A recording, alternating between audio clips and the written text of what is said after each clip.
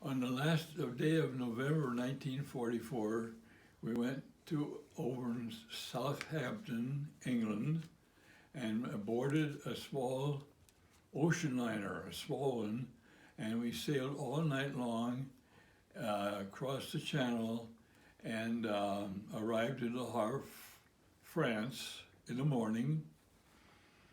And we had to climb down some steps beside the ships. The thing was wobbling all over the place. But we got down there and we got into an LST, landing craft tank. It was a great big flat bottom thing. It was huge. They used to put tanks on them and And so I was one of the first ones down, and that thing was sitting there going like this. You climbed down the cargo net? Big cargo net you climbed down? No, they had some temporary steps they brought down Okay. with a rope that you could hang. Yeah. And this big thing just going like this down below. And I almost got sick because I was one of the first guys down, and after a while you You lose your lunch. So anyway, they finally got us loaded, and they took off. It was a lot better then because it settled down, and they got down to the beach. They dropped the front. We walked out and walked through all this rubble. Le Havre, France was leveled from the summer before with all the action going on in Normandy and that stuff.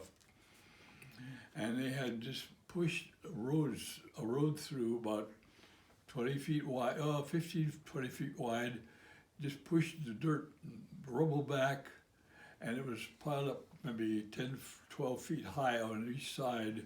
And you see part of the buildings back in there, they were just gone. We finally walked out through a great big pasture-like field, and it was nice and green because of the rain, and it was nice, no mud or anything like that. But we set up our tents. My buddy and I had half a tent. He had half a tent. We got together. We had our tent.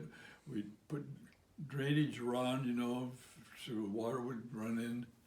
And those tents are not waterproof. I mean, you crawl in there in your sack, Yeah. and you lay there at night, and you just feel the dripping of water coming through because it's starting to rain. And before we left, there were maybe 3 or 4 days. But that time there was so much water and so much action there. It was walking through mud like this. I mean, and you went to the chow to have breakfast. You had your mess kit upside down so it wouldn't catch all the water. And to the last minute, you put the food in and you ate it before it got floated out. It was raining like crazy then. And then they put us on some 2.5-ton trucks. They took us north. And then it ran into snow. The rain turned to snow and cold.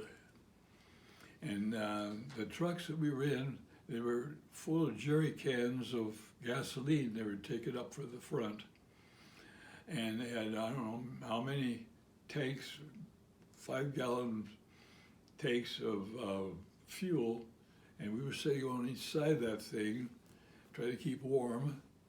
And every once in a while, they'd give us a break, and we'd take one of those cans of gasoline and go out and throw it on the snow, toss the can, throw a match in, and stand there while it warm up a bit, and then go on again.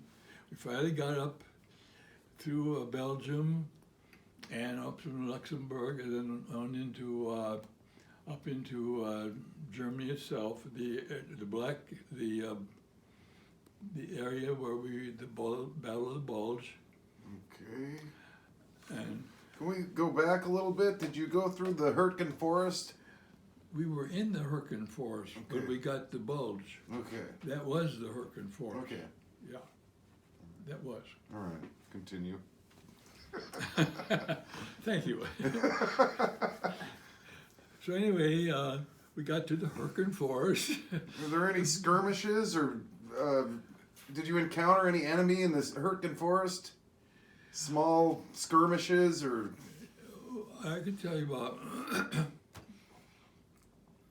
Anyway, we got there and we got assigned.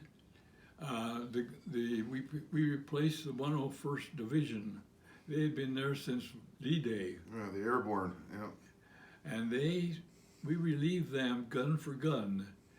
Their big guns were planted, aimed at, and so we gave them our guns, our big guns, and we traded them. They took ours and we took theirs. And so it was just kind of a back and forth firing. You'd hear the Germans would fire a couple rounds over at us, and we would retaliate with a couple more over to them. It was night and day, just back and forth. So it was just kind of a game, just like, we're still here, and yeah, we're still here. Was this in November or This would have been, early December? this would have been December. Okay, but this is before the 16th. Before the 16th, yeah. Okay. So the morning of the 16th, which is the Battle of the Bulge Yes. started, there was no more play with this play back and forth was Yeah, it going. became the real deal. It was coming in heavier than what we were. Anyway, we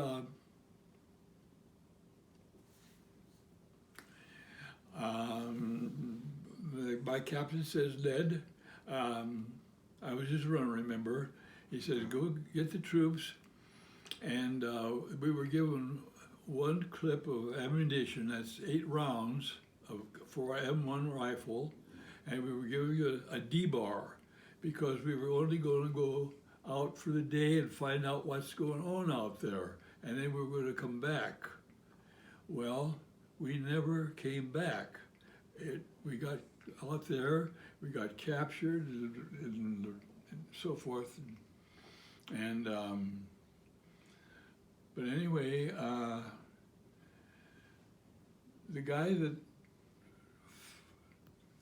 that got me, he saw me before I saw him, and so I had he had his gun on me, and I don't know, he had to give up, You'd rather be a dead soldier. I prefer being alive. So anyway, they assembled us into a second-story house that was there,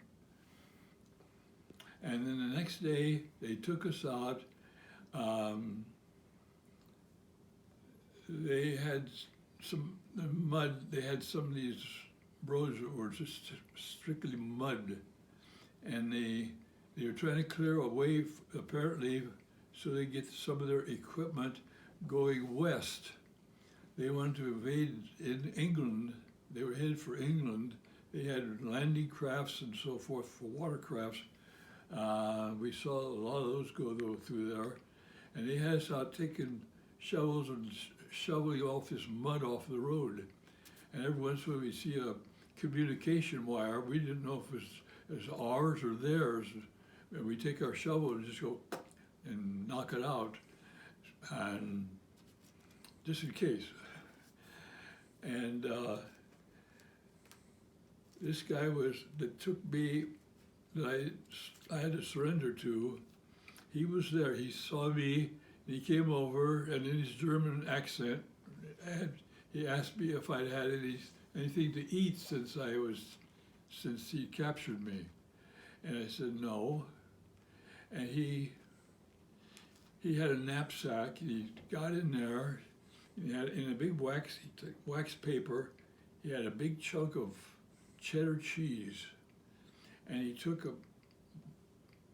a big chunk off of it and gave it to me, and I thanked him for it. He put the rest of it back, and that's the last I saw him. But anyway, we had one good German soldier. He gave me some cheddar cheese to eat anyway.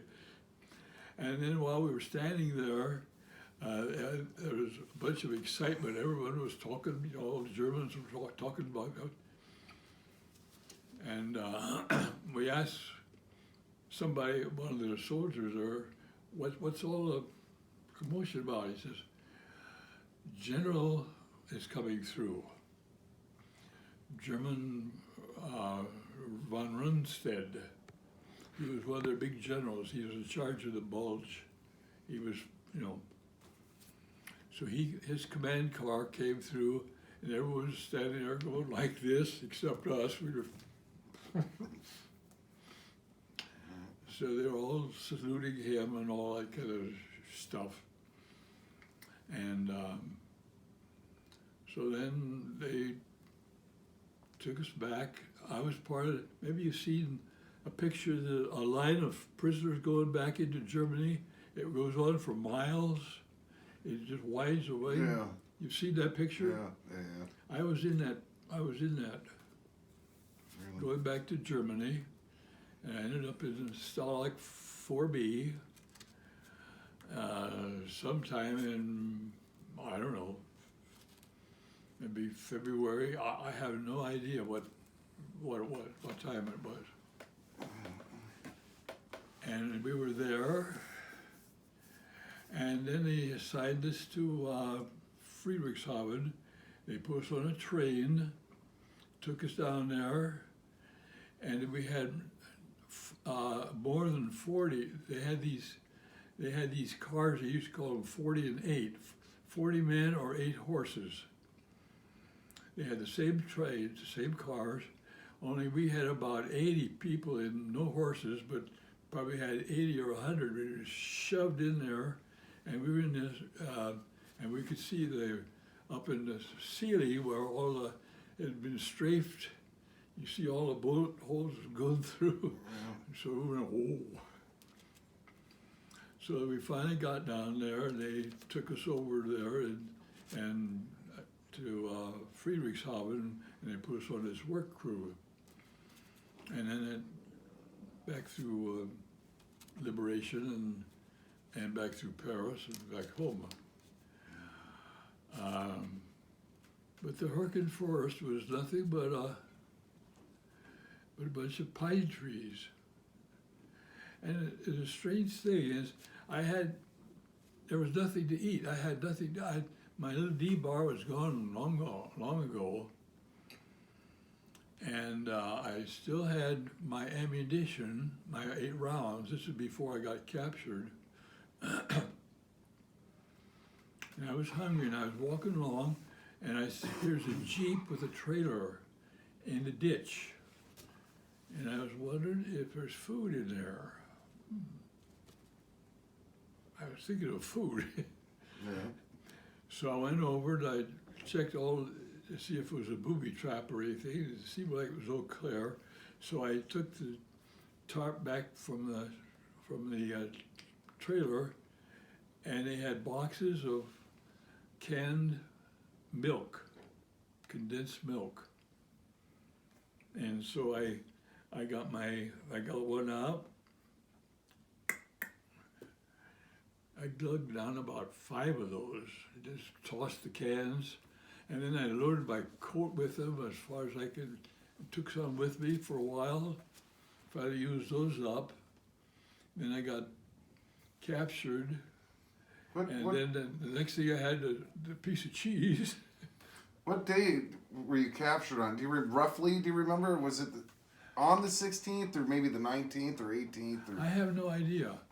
A day or two after the day went into nights. Nights went into days. It was one of those things you don't know. You lose track of time. But it wasn't on the 16th. Maybe the 17th or 18th. You were. Were you It were was- by yourself, correct? It was the 16th when it started. Yes, when it started. And we went from there. So it was, I don't know what time it was.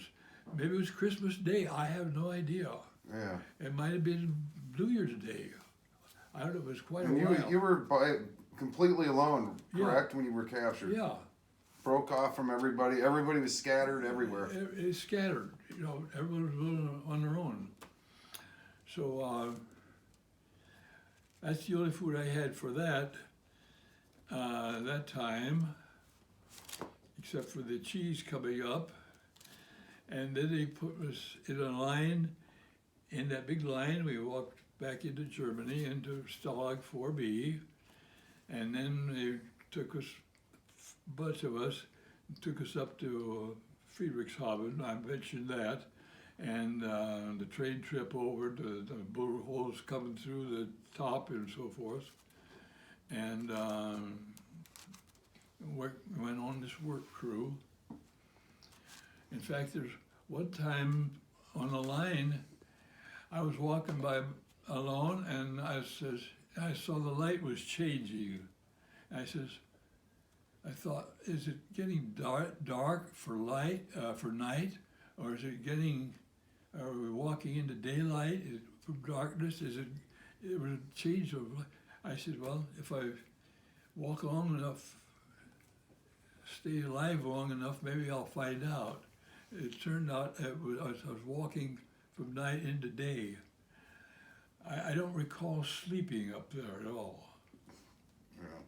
How long of a distance do you think you walked? What? How long of a distance do you think you walked? Oh, Who knows? I don't know, 30 miles, 40 miles, I have no idea. And I remember it was cold. See, my future wife was from Poland, and she's just about the same latitude that I was in Germany. She lived in Poland, about the same, and she says she remembers the cold also because she remembered the birds were freezing and falling out of the air in Poland. Well, I didn't see any birds there, but maybe they all fell down. So anyway,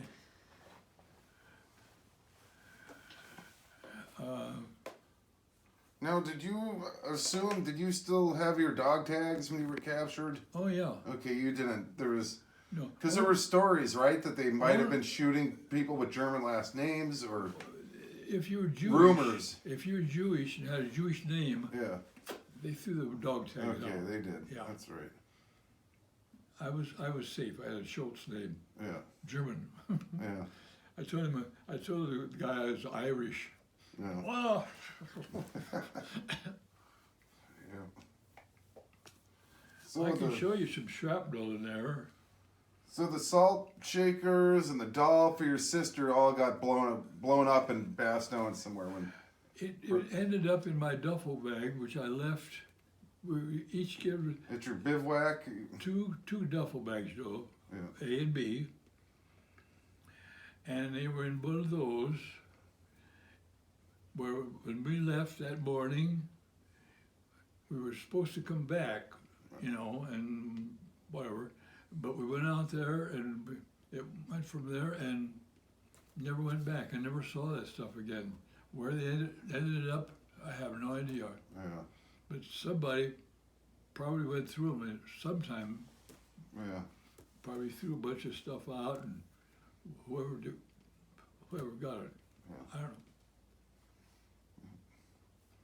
I'll give you that box over there. I'll show you some.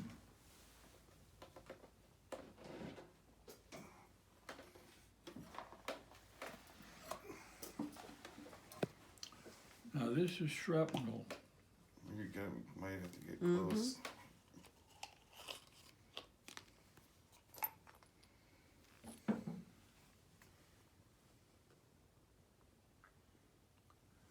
Let me see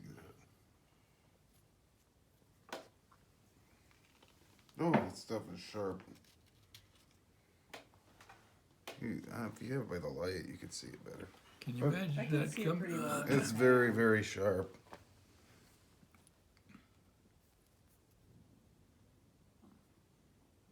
Well, it's a good thing they didn't have to dig that out of you. That would have left Oh, quite that a was hole. going right through you. Yeah. It feels like razors. It's sharp. Yeah, it's made to be. And the interesting thing about this thing, I just reached down and picked up a couple pieces at random. There was Just all over the place. all over the place. And I looked at these things one time, and I put a little red mark like that. Oh, here's a red mark. If you match up the red marks,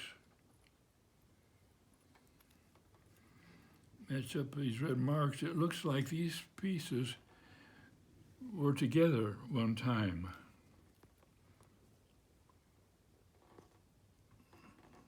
Yeah. Like that. It looks like that could have been the same, just at random I Yeah, it picked. does, doesn't it? Wow. So that is shrapnel. These are dog tags. This is a German prisoner dog tag, the square one.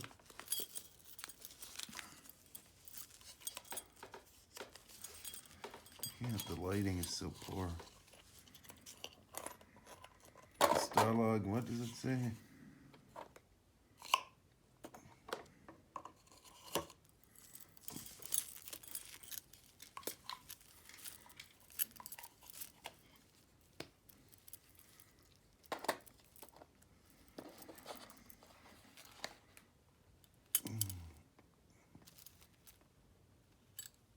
Did you wear these dog tags in Europe, or Yeah. these were after? Did you get these after? These were the ones you No, wore. no, these are my original dog tags. Original. You wore them And, throughout the war. and the Germans gave me this, Yeah.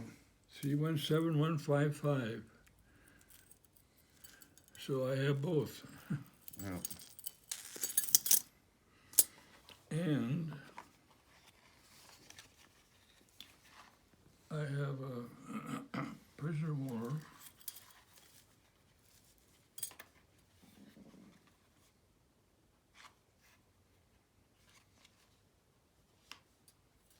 For God's sakes.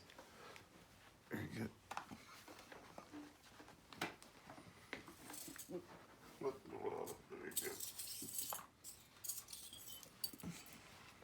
Is the show over?